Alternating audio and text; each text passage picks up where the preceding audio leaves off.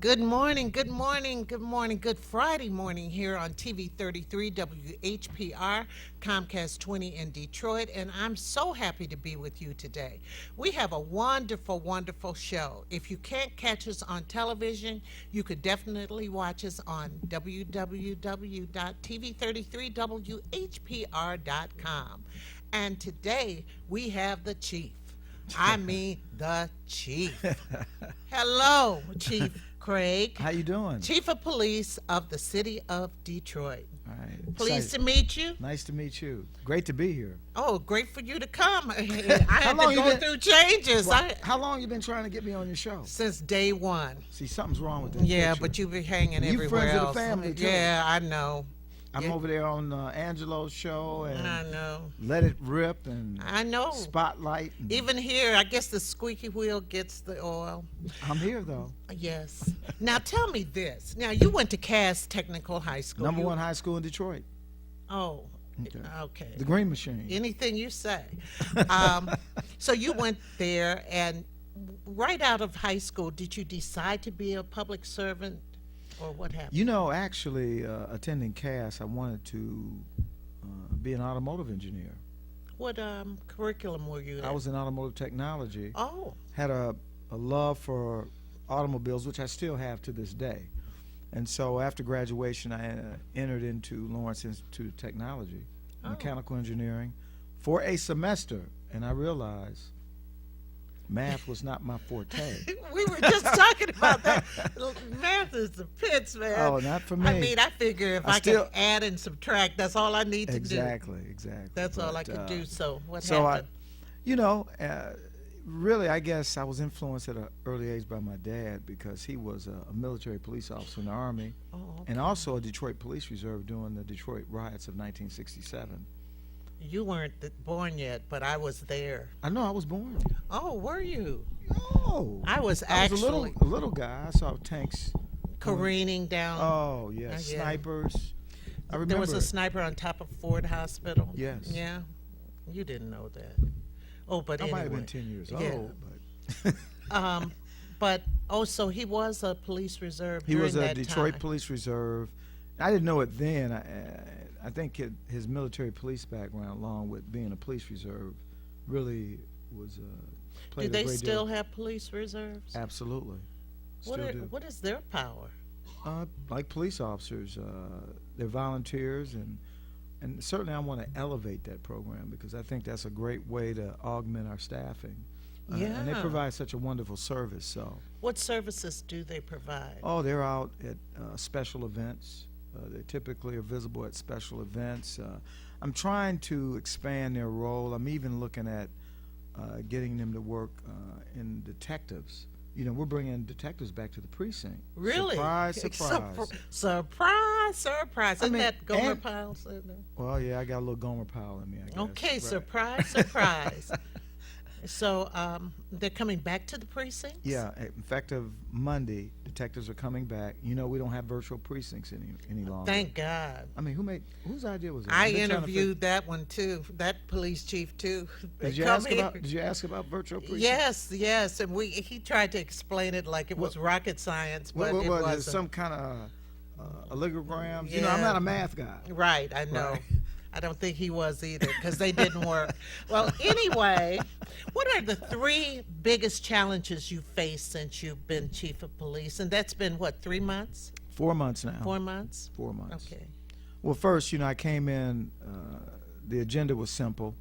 Wanted to reduce violent crime in the city of Detroit, raise morale of the men and women who wear the uniform, and then lastly, but it all ties in, restore the credibility of the Detroit Police Department. And when you say restore the credibility, you're talking about with the citizens? With the citizens, absolutely. You know, it's no secret when you talk about response times, the fact that there were allegations and factual that sometimes Detroit Police didn't show up. Yeah. And so who do you call? If you are in trouble, there's an emergency, and the police are not going to show up. You know, the thing that strikes odd to me coming in Detroit, unlike when I lived here many years ago, a lot of good people are carrying concealed weapons. And not only do they have concealed weapons, the good people are using them which is odd for me. You know, coming out of California after 28 years, it was rare that people were granted a concealed weapons permit. Really? It was rare in California. Really? I go to Maine, and the funniest thing happened to me as a police chief in Portland, Maine, Maine's largest city. I had a stack of applications on my desk for carrying a concealed weapon. And right away I started denying them because that was the California way. So I'm dying. So all of a sudden a couple of officers came in and said, Chief, you can't do that here. This is Maine. So I started to reflect. And what hit me over the head, clear as day, Maine has the lowest crime in the country. A lot of concealed weapons permit. Those who want to do bad things in Maine would think twice. But then I come to Detroit, a lot of concealed weapons permits. The violent predators in this city don't care. It seems like there is a fearlessness. They don't care, like you say. And it used to be when I was coming up, you may say it was eons ago, but people were somewhat afraid of the police. Yeah. Eons. Well, when I was here, over 33 years ago, I've been in this business 36 years, eons ago. And there was a healthy respect for the Detroit Police There Department. was. It seems like there's You remember a the Big Four? Do I know? I had an interaction with the Big Four. Was it in number 10? No, I don't know. It was on 12th Street. That was the precinct I worked. Well, what happened? No, real quick. Dr. Perkins had a dentist's office Yes. on 12th. And after we got married, he had a flat upstairs. We moved into the flat while my husband had gone to the Army. And all of a sudden one night I heard boom, boom against the back door downstairs. Well, drugs were kept in the dentist's office. So I called the police. And I was really scared, and they came in no time. Oh, that was But it was I came down to the front door because the thing was in the back, and I saw the Big Four jump out. All four jumped out at the same time. It was like, Was it me? no, they were all white. Oh, okay. Anyway, unless I was blinded by fear, it wasn't you. But anyway, see, they came in no time. And right now, the response time is nothing like it was. But I will tell you, what you're hearing is madness about 50-minute response time, over. That's not the case now. Oh, In okay. fact, we really took what I call a deep dive into this whole response time issue. Mm-hmm. And what was happening in Detroit is anytime someone would dial 911, it would be placed in the same category, an emergency. Well, everything's not an emergency. And in other places, in other large cities, they separate out certain calls as priority one or priority calls for service. Those crimes in progress. Is the shootings, priority one. Those are priority ones. And so you measure that, not the one with the cat in the tree, or the crime that occurred 2 days ago. Well, That's to show you, speaking of the cat in the tree, I had a bird in my house. Did you call 911? I called the police, and they 911? came. Well, back then, I don't think 911 was in effect, but I called whatever police department. And they came out? And they came out and got the bird. I mean, it was a different day in Detroit. This was in the 70s, but Right. seriously. I was around in the 70s. You weren't there, though. I went to Cass Tech. Yeah, but this was 72.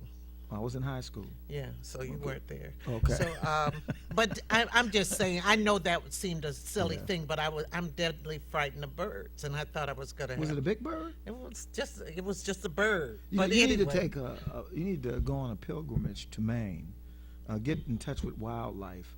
I saw my first bald eagle in Maine. Wow. It was the most beautiful Well, sight. Maine and Detroit are birds of a different feather. Speaking of birds, Well, they have a state motto, the way life should be. yeah, So we should adopt this motto here in Michigan or in Detroit. The way The way life li- should The way life will be. We will be one of America's safest. So big when you cities. talk about we will be, we're getting so there. far, Oh. you've reduced response time. Reduce response time. Or you put these 911 calls in different categories, right? Right, but the bottom line is the community wants to know that if there's a shooting in progress, any type of crime in progress, that we're going to get there. And many times, and we pay attention to how long it takes us. It was a call in Eastern District where a young man was shot, a 13-year-old was shot. I responded to that scene, and the first question I said, how long did it take us to get here? 4 minutes. Oh, that was 4 great. minutes. But then, too, how are we going to change the mentality of people who just feel that they could just handle everything with a gun? I mean, it's almost, Education, it seems right. like the inmates are trying to take over the asylum, seriously. Right, I understand. Well, it's a process we're working on. In fact, I think we're changing it now. In fact, How those, I'll be candid, you know, there was an attitude in Detroit by those involved in this violent criminal behavior that we do it in Detroit because it's going to be unsanctioned. We just do what we want to do. Yeah, that you is. know that. Yes. We just do it. What because about we can. solving these crimes? You know, like what's happening? Is any progress being made on these high-profile crimes? Progress is being made, candidly, not as quick as I would like. I'm not used to being in a place, and this is a source of concern for me, where, violent crimes are solved like this.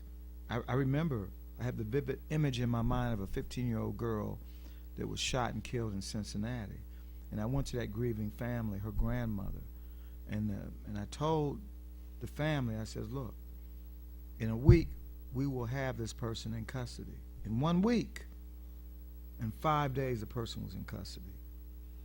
What holds up the progress, or are these criminals that slick? No, Usually no. not. Well, there are a couple of factors. I mean, one, we will and are reestablishing a relationship with our community, our neighborhoods. That's the key. And that was that snitch thing too. I don't even buy that. I don't even like to even when people bring up this no snitch policy. It's not a no snitch policy. People talk to the police. They talk to the police when there's a relationship. Right, you're right. I mean, I was at the barbershop. We talked off air about my idea of doing a session in a local barbershop on the east side. I think that's a fantastic idea. I want to do this because at that grassroots level, you got old, young, middle-aged folks coming together talking about issues in the city. And there are great ideas that emanate out of this environment. So I think, let's take it to them. Let's go out, do a show. Let's talk to the community. Let's, develop solutions. Let's not complain. Absolutely. And they have solutions. That's outreach. That is outreach also. I'm telling you, I'm ready to do it. Outreach is important. Are you with me on this? I'm with you on that. I'm telling you this. Okay. But here's the point I wanted to make on the ability to communicate. So I'm in the barber shop, and a young lady was in there getting her hair fixed up, ready for the evening, I guess, and she said, Chief, I need to talk to you. Mm-hmm. Pulls me outside the barber shop and says, here's some ideas for you on the barbershop shooting on the east side where 9 people were shot. She gave me some information which turned out to be information that we were aware of, but the key point here, she talked to me, and that's important. So this no snitch, people don't talk to the police. They don't talk to every police officer. Right. But they will talk to us. But if you have a relationship with someone, you're more readily... Relationship and trust, key. Right, and that's the thing. That's about trust. It's about trust. Because a lot of people, unfortunately, think that the police know about these illegal activities and they kind of pass it by. No. And it's a new day. And a lot of things that we're changing. Certainly I have the advantage of being an outsider with what I call an inside twist, because I was born here, family still here. So I'm all about Detroit, love Detroit. Even when I went to the Bengals game against the Lions, admittedly, I spent a little time on the Bengals sideline. You shouldn't have. But I just went over to say hi to my friends. I know the head coach and the players. These were friends. But I supported Detroit. Right. And I still support Detroit. Okay. Well, you've reduced the hours of the police. They were working 12-hour days. Madness. They were forced. And Did I you believe ask your former guest about that? Why that we forced these good police but anyway, with the 12-hour days, morale had to be low. I was at the bottom. So what are you doing to lift the morale besides putting them back on 8 hours or something like that. Are you doing some other things? Because Yes. I've seen some of your press conferences where you've said, okay, we're calling this to the forefront, this to the forefront. Sometimes it seems like you've been calling officers out. I do call them out. And But also, do I you think recognize that's them. good for the morale? Absolutely. Look, here's the deal. The men and women, the police officers, the cop on the beat, they do the real work. Yeah. And I'm going to tell you right now, the Detroit Police Department, the officers that work in this police department are some of the best of anywhere I work, including the LAPD. And that was a great police department. These are the best. I've always acknowledged the great work by these men and women who are committed to making this a safe city. Where the problem resided, they didn't have leadership. So you know who I called out? That former executive team. They were about the business of complacency, status quo, no sense of urgency. You've heard me say it. I did. I called them out. But I have a new executive team in place right now. Right. And I saw them smiling on the press conference. We got a little ceremony for them tonight too. Oh, that's wonderful. Cobo. Where is it? Cobo Hall. Wow, there can't be a little ceremony at Cobo Hall. Well, we promoted some sergeants, some lieutenants, so we're going to bring everybody in, some civilian employees, so we're going to celebrate. Okay, I want to talk about this Colony Arms arrest. You made several. Can you give me how many arrests were made? 32 overdue. Here's what's madness, and you'll relate to this. So Colony Arms, unaffectionately referred to as New Jack City. Did you know that? Oh no, the Carter, huh? The Carter, New Jack City. And so I asked folks, I said, how long has this problem been going on? One neighbor told me, I can't, for as long as I've been around. Tragic. And nobody did a thing. I'm told by Detroit police officers that this was the first operation of its kind. There has never been anything like it. This location sits down the street from where? The mayor's residence. Well. And I just got to ask the question, why and how did we ignore a place that has generated almost 600 calls? 600 calls year to date. And I'm talking assaults, narcotic activity, shootings. In fact, 2 years ago, a couple of our Detroit police officers were shot at. And we just said, we didn't can't you do make anything? some more arrests yesterday? Went back yesterday. We call it treatment. See, we approach this like surgery. Okay? We went in with a very surgical approach last week. But as you know, when you engage in surgery, there's some follow-up treatment. Right. So follow-up treatment was yesterday, and 6 more got a pass to our local jailhouse. Now, once you pick them up, what happens then? They're taken into custody, and police have done their job. Now, make no mistake, we rely heavily on our other partners in the criminal justice. We certainly need the help. The citizens. Well, the citizens are important, just like we talked about, engaging and collaborating and certainly giving us information. But we rely heavily on the Wayne County prosecutor, the U.S. attorney, the courts. We can't do this alone. Right. So the complaint when people say, well, Chief, you arrested them and now they're out again. Yeah, I mean, I can't control jails that. are overcrowded and Well, everything. we have a new Detroit detention center online right now. We transported these folks to the Detroit Detention Center where they were. Where's held. that? That's on the east side of Detroit. East side of Detroit. The state and the city worked on getting this facility. We have no more lockups in the precincts. Wow. Which is good news. That is. Good news. Do we have any calls? I was wondering if we have any calls this morning. Well, I was very, very happy to hear that, but I'm sure there are more Colony Arms around the city. Yes, there are. And guess what? We got another party planned. Oh. Oh, yes, Party? we do. We call it a party. It's a party because the neighbors are celebrating. Did you see as we entered? And I ran in also. Oh, you did? You ran? My in? aide was right with me. Oh, We went inside to join the party, but you know the thing that touched me most? what? was the good people that live in Colony Arms that started to clap and cheer. God, that's like You a would have thought we movie. were the Detroit Tigers, bases loaded, ninth inning, and I'm Prince Fielder getting ready Well, to we knock it have- out the park. Well, What do you not think? Prince. Well, He gone. Anyway, we have Kenny on the line. Good morning, Kenny.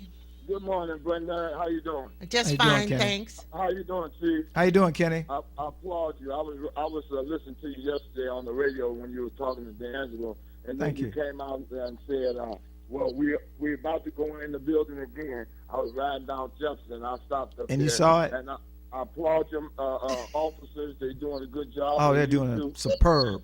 And Yes. we need that, man. We need more of that because I was ready to move out of the city. And then before you came, and I'm like, okay, the response. Hang time, with you call me. the Police, they're not coming. You know what I'm saying? These folks, these criminals want to do what they want to do. And my thing is, with the no snitch thing, I'm going to tell you, I'm out in public. I was down there in the Grosse Point thing with Minister Malik. My thing is that I'm hearing from people that why they don't call or say nothing. Because and this had happened to me. I had called the police a couple of times for things that happened over here on the east side. And they turned around and came to my house, letting the folks know who called the police. Now that's a threat to your home, your family, agree. where you live at. Cause the criminals know who's calling the police. I think they need to change that when we call, because they came to my house and said, "Yeah, you call the police." I said, That should not "Yeah, happen. I called the police, but I didn't want you to come to my house. I gave you all the information over the phone." Right. So That- that's the problem people have. you know, and I've heard that complaint, and I made a statement on Angelo's show yesterday that Mhm. you know I have zero tolerance for that. If you call us, we're not going to come to your house, especially if you're giving us information on criminal activity, and you want to remain anonymous. I know. Let's make sure that we say, look, I don't want the police coming to my house. I want to remain anonymous. You know, I'll take information from anywhere. I told the story about the barber shop. Right. She pulled me out right in front of other patrons and wanted to give me some information. People talk to the police department. They just want to know, and they want to be safe, and I want them to be safe. Look, I got family lives in this city. I understand it, and together we will eradicate this violence that's going on in this city. Well, But we that's can a good only thing. do it with your One help. more thing before I hang up. Another thing that people was comfortable with talking to the police and was helping the police because I'm almost 60. Back in the 60s, police came through your neighborhood. They spoke to you. You knew who they was. You was Yeah. comfortable with them, and everything. We need more of that now. Yes. Before you came, man, only time I seen the police coming down my street is when they was chasing somebody from somewhere.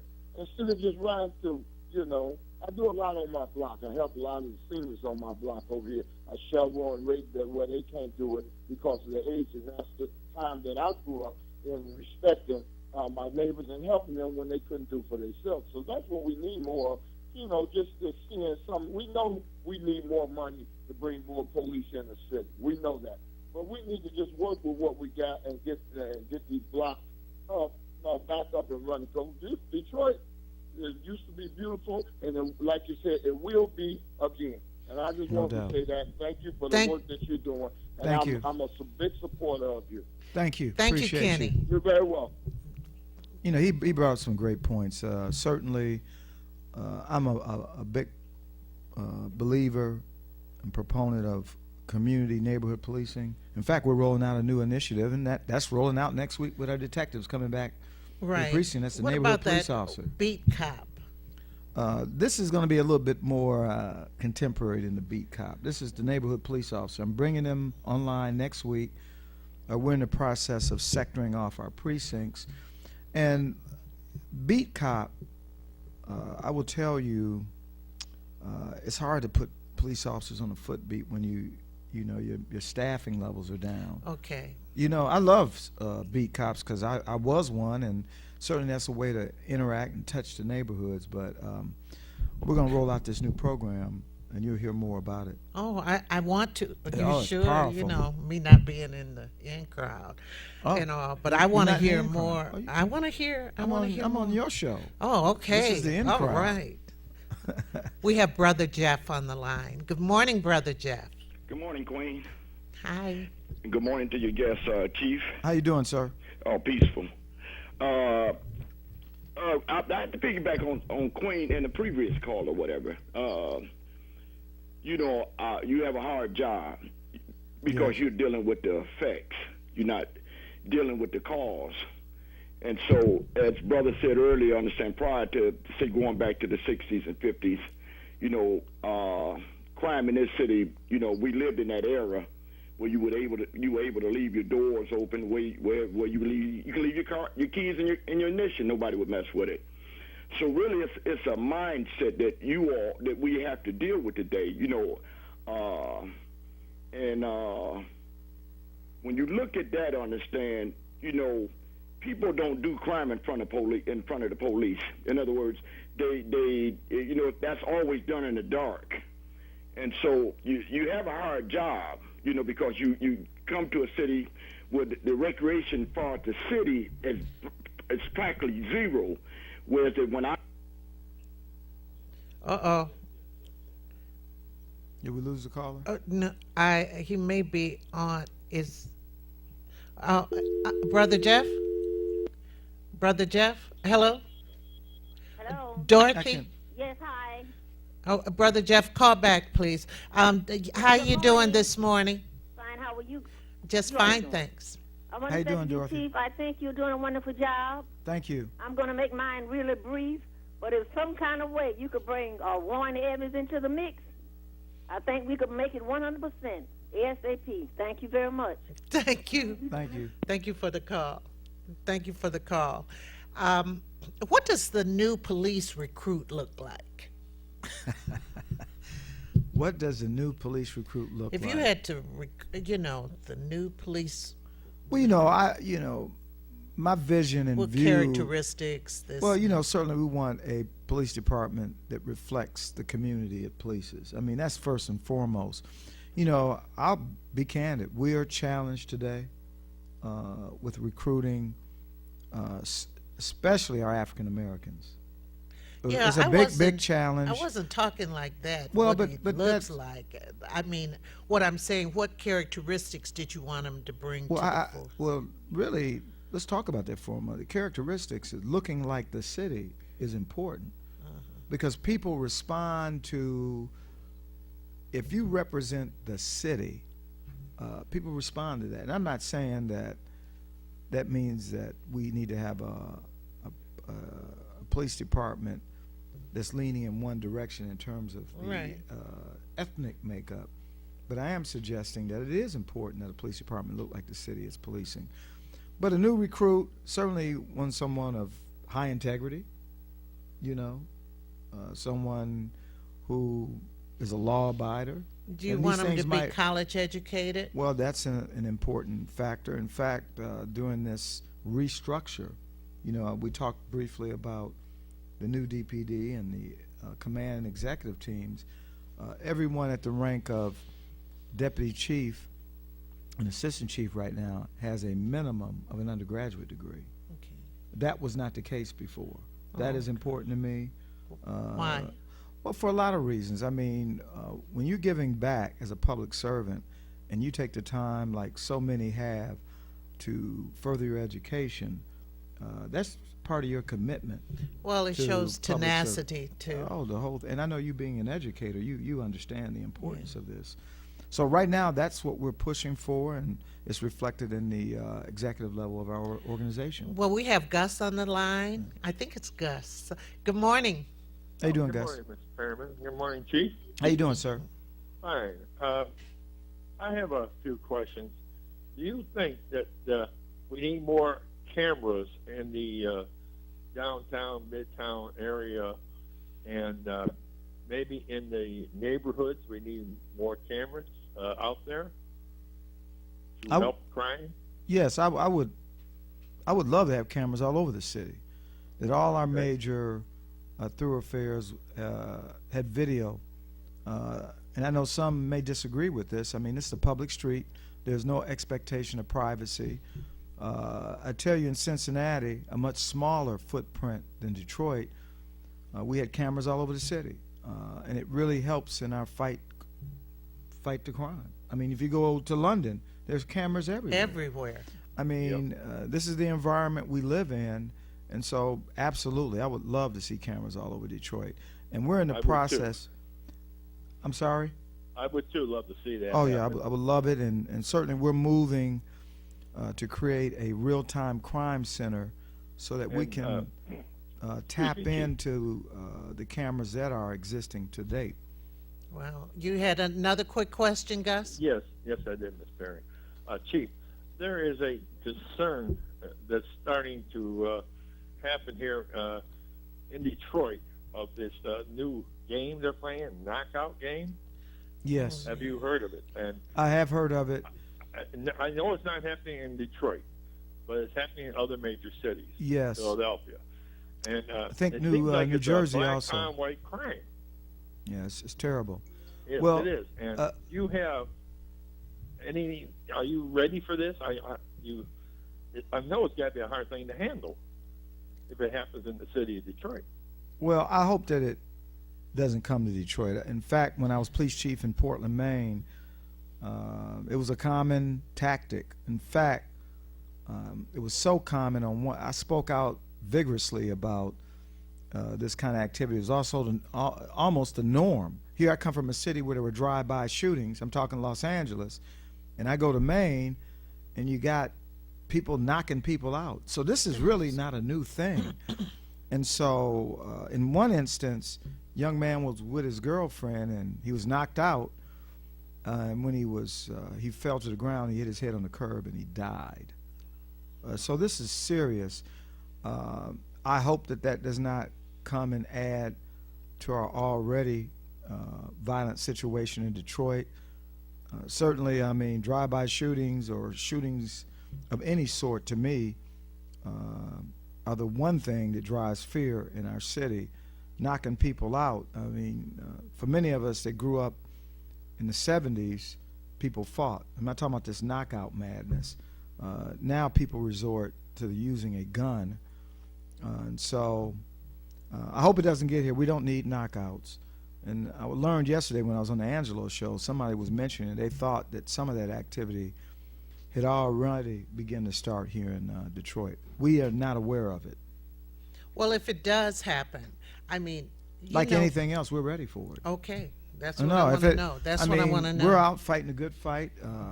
One thing I didn't mention early is that year to date we are down, not up, but down in overall violent crime in the city of Detroit. We're down 6%. That's very good. Oh, down our homicides. We're down 13%, which translates It's into unbelievable, though, because you hear so much about it. Well, I but- mean, I believe you, Oh but no, then this is. again, But see, I don't just use statistics as a gauge of success. I mean, it's nice that I can sit here and tell you that there have been 40 fewer murders in the city of Detroit. It's nice that I can sit here and tell you that there are 50 less people shot in the city of Detroit, but we still have too many murders. absolutely. And the fear of crime is alive the here. thought that people don't think you can solve the crimes. I mean, some of We the can. big high profiles. But we can, and we do. Again, I made the statement that do we need to do better? Yes. I came in the door very critical of this department, not again of the police officers. Very critical because I just felt like, we could do better. And we are doing Well, better. the one thing about it, because, a lot of us in the media get the daily police reports, and we do see when you've captured people, but I wish they would put that on the media as much as they do what the crime is. They could do the backstory. Well, we've entered into modern policing here in Detroit. I mean, we tweet, we Facebook, and so we recognize that sometimes we have to control the message. Yes, you do. And we're doing yes, that. Well, And the fact that, we're transparent, we get ahead of things, we don't wait. The tragic shooting death of one of our own, Officer Hill, yeah. certainly there was no disclosure immediately that he was shot by friendly fire. Right. That's the new DPD. We own it, we talk about it, and we do better. Okay, we have another call, I think. Hello, Chief. Gus. Oh, I'm sorry. Yeah. Chief? You can solve all these crimes, these murderers, if we, as citizens, stand up and not be scared to help our police force get this done. I agree. Once this is done, this city will be safe. Oh, it This will city be. will again It be will be. harmony as it was in when I remember growing up in the 50s. Right. There wasn't all this hatred, wasn't all this violence. Right. People respected each other no matter what culture you came from. And that's what we need to get back to. And we will. I I'm hope we optimistic. will. You're doing a I'm great job. encouraged. Thank you. And you're a fine gentleman. Thank you. Appreciate you. Thank you, Gus. Okay. Well, you're getting plaudits and everything, but you want the police. Well, it seems like the community is hopeful. Oh, very They're helpful. very hopeful, and you get out in the community and meet a lot, don't Oh, you? all the time. Let me tell you, I was so encouraged. Had a meeting yesterday, early morning meeting with a very diverse group of clergy leaders. 50 or so clergy leaders. They came together and they're encouraged. They want to work with the police department, and we're going to do some great things together. Wow. Well, we have Clergy.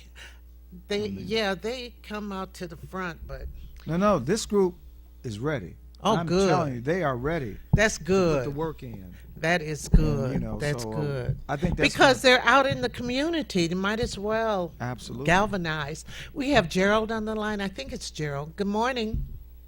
Good morning, Ms. Perryman. Good morning, Chief Greg. Hi. How you doing, Gerald? I'm doing fine. One of the things I'm applaud you the job that you're doing, and I know the efforts that the task you have before you is tremendous. But one of the things I'm looking at is the young people, our people of the city of Detroit. I'm looking for us to do something besides locking them young people up.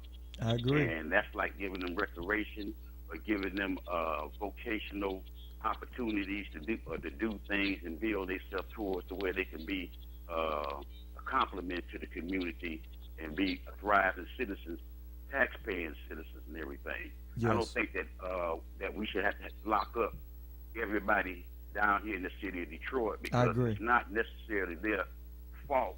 That's what's going on, that we don't have jobs and different opportunities for the people down here.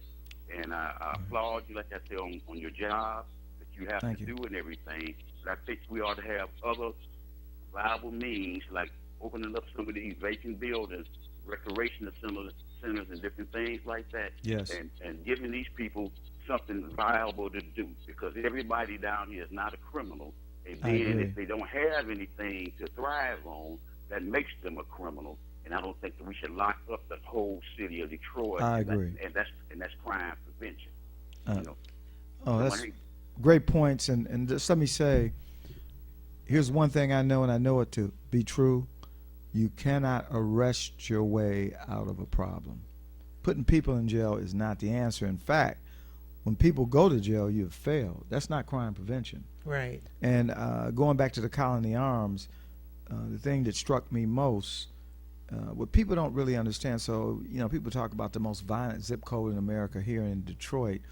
I don't care what zip code it is, there are always many more good people that live Always. in a Always. community, a neighborhood. Okay. So the key is identify those that are creating the problem and deal with that. And it's always so few. So you look at the Colony Arms, the entire building is not bad.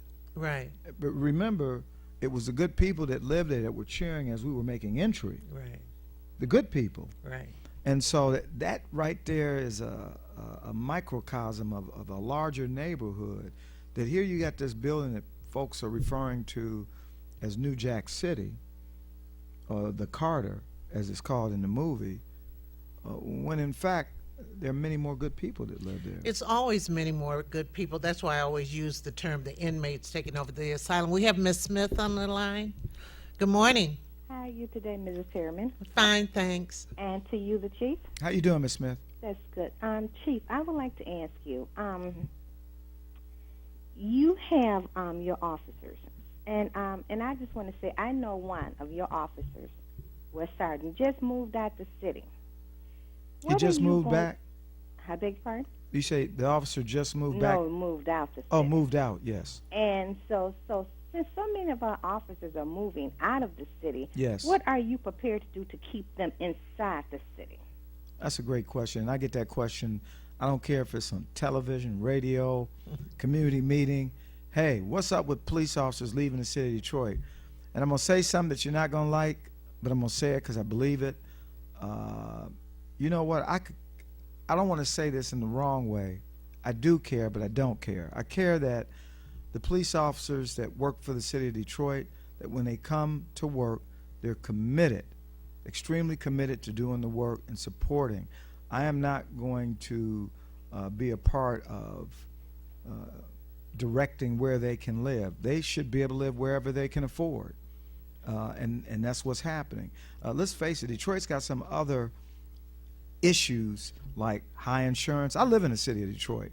Would it surprise you when I tell you, and I know it won't, so I'm paying $600 a year for auto insurance in Cincinnati, Ohio, a year. And my insurance increased 5 times. What That's is wrong with that? Okay, Chief. And so I'm not saying that should be the only justification. And I get the business of where if police officers live in the city, they're more likely to invest in the city The from vested a public interest piece. But I will tell you, coming from Los Angeles, no LAPD lived in the city of LA. It was amazing because I came from a city, Detroit, and when I left here, there was a residency rule that said you had to live in the city. And I would tell you, the LAPD does a fine job at working with the community, reducing crime, and that's what you really want. Because here's the unsaid thing about police officers residing in the city. And you ask any police officer, many of our officers have been threatened. They have been victims of crime. And when you're a police officer, you're kind of a unique target because you live in the city. And so if your neighbor is dealing drugs, they know that you're the one that turned them in. Guess what? That officer's family is at risk. Right. And Ms. so Smith- that's a key issue as I see it going forward. Ms. Smith, did you have another? Yes, my second question was to the chief. Was that I just have first of all, I have a problem with that because I Okay. feel like this: if we can pay your salary, you should be able to live in the city. And I had a police officer live down the street from me, and no one knew it because see, when they leave out in plain clothes. When they get to where they're stationed at, that's where they put their uniforms on. Now, with that being said, he moved right up the street in a beautiful neighborhood from me. So he didn't leave out the city. But I'm Good just for him. saying, this is a sergeant that had been living in this house for 25 years and up and rooted up out the city. I have a problem with that. I just have a problem with Understand. that. Cause that, but if that's how you feel, fine. Well, I mean, I'm about officer safety, and I'll tell you, with the level of violence in the city, it's not abandoning the city. Long as that sergeant, when that sergeant comes to work, he puts forth a maximum effort in making our community safe.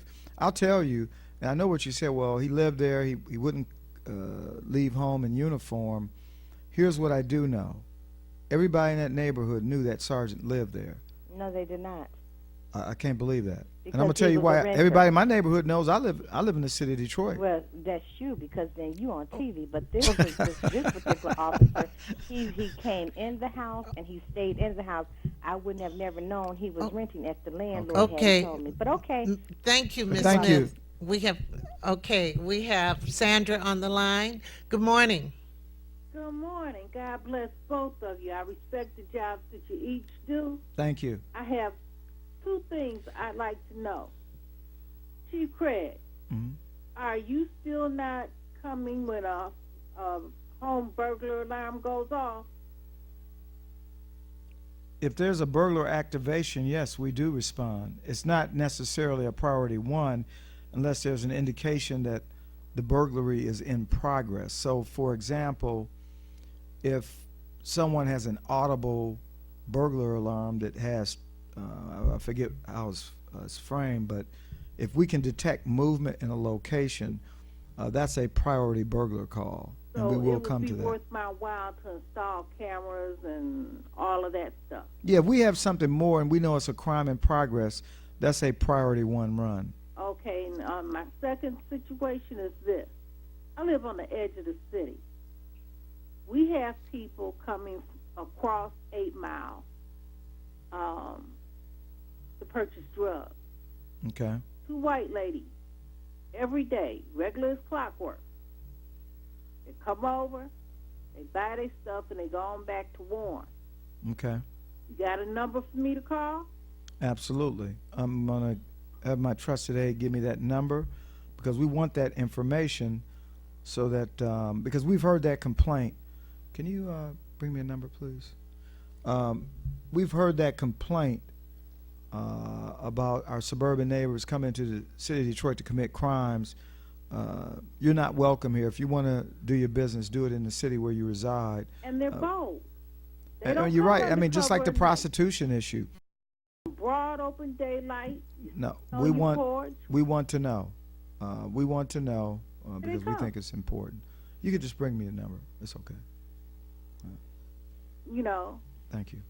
but I thank God Thank for you. each of you and the job that you do. Thank you. And we all have to keep on being strong, but we also, those of us that live in the city, we have to be wary. We have to look out. Absolutely. Absolutely. So I'm gonna give you a number. Here's the number. Okay, I'm ready for it. Okay. 224 dope. DOPE. Oh, now, come on. I'm an old lady. Give me Oh, We need those numbers. We need those. give me the number. So you, I know what you mean, Miss. I know what you mean. We got 313 these area little phones. code. I'm already blind and handicapped. Help me now. 3673. That's the dope. 3673. Okay. 224 3673. 3673. Right. Thank you Okay. so much. Thank you. And then let us know if you're not getting a response from that line, or any of the viewers want to make sure that we're responsive. Okay. Wow. And so there is a number. So my time is up. No, it's 'Cause not up you yet. told We me I got a spend few more minutes. time on all these You other do. shows. You do. Did I give you good time? today? We have Reggie on the line. Oh, Reggie, I'm okay. changing the subject. Good morning, Reggie. Hey, good morning, Miss Perryman. Hi. And good morning, Chief. How you doing, Reggie? I'm fine. I got 2 questions. One is regarding, you said just a couple minutes ago that you will be ready for these knockdown gangs or whatever they are. I would like to know how you're going to deal with it, because to me it's just as similar to these flash mobs. They hit, they run, and they're out of sight. How are you going to deal with that? I don't know if it's you could draw the comparison to a flash mob, but like any other crime, it's an assault. It could be a misdemeanor or it could be a felony assault. And so once again, we rely on our community to be forthright in giving us information on who's responsible. Certainly through our ComStat process, if we know that knockdowns are taking on in a certain area, we certainly can deploy police resources at the times and the days of the week that these things are occurring, like we would in any other kind of criminal offense. So that it doesn't seem like much of a strategy, but that's how we fight crime. But Okay. we will need the cooperation from the community in letting us know who's doing this.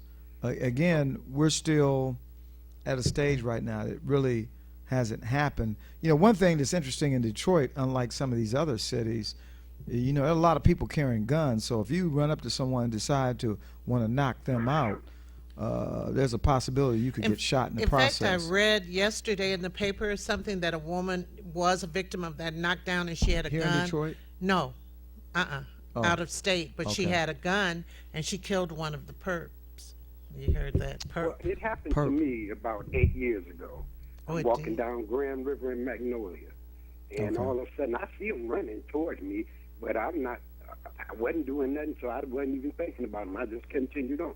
And when they approached me, I said, "What's up?" And they said, "Oh, nothing to it." And as soon as I turned my head and continued on, they hit me in the back of the head and just ran and started laughing. Well, it didn't harm me or nothing. Just it was just the shock of what happened. Second question, Chief, is I hear that this group called the 300 Yes. is fixing to be in the streets again. How do you sanction civilians being in the street patrolling? And what is their how are you going to regulate them? And what is their purpose out there? Because, like you said, not only are people carrying guns, but illegal guns is in the street. They don't supposed to have guns. Somebody see them and think that they're trying to get into their business or something, and you know what I'm talking about. And then you got a conflict there that might cause for the death of somebody. So how could seeming to me it would be a better thing to get some more police out there and leave that 300 on the shelf. I mean, that's just my opinion. I understand. And I thank you, Ms. Perryman, for my time. Thank you. you. Well, I'll tell you, I support communities being the eyes and ears, emphasis on eyes and ears for the police department. We don't promote or encourage vigilantes. That's not something that I'm going to support. I do support an involved community. We work very successfully with Citizens on Patrol in Cincinnati, and I know factually that those neighborhoods that had an active volunteer group of citizens that were out in the communities patrolling, that went a long way at abating and reducing crime. So I support that. I don't support people taking police action. That's not what we're going to do, but we do support people that are involved and engaged in their community. Well, time is I can't of believe the it. essence. I'm sorry. We had Did I give you someone on enough the time? line. Yes, you gave me time. Okay, I just want to make sure because I'm like 7 or 8 hours behind Angelo, but you gave me time. And so are we going to do barbershop together? yeah, let's talk about that. Because for I think real. there's a lot of merit, and certainly really you can learn so much about what's going on in the city. You can get ideas. See, my thing here in Detroit is solution driven, not complaint driven. Right. Let's develop solutions to these Right. issues. Right? Right. Well, ladies and gentlemen, I thank the police chief. I'm sorry I didn't get to everyone's call. This afternoon, join us at 1 o'clock for Table Talk with Brenda Perryman and Police Chief Craig. Thank you very much. Thank you so and much. the barbershop, The barbershop. I love it. I think it's a good idea. In fact, I have a name. Oh, We'll see a you name? this Okay. afternoon, everybody. Thanks a lot. Thank you.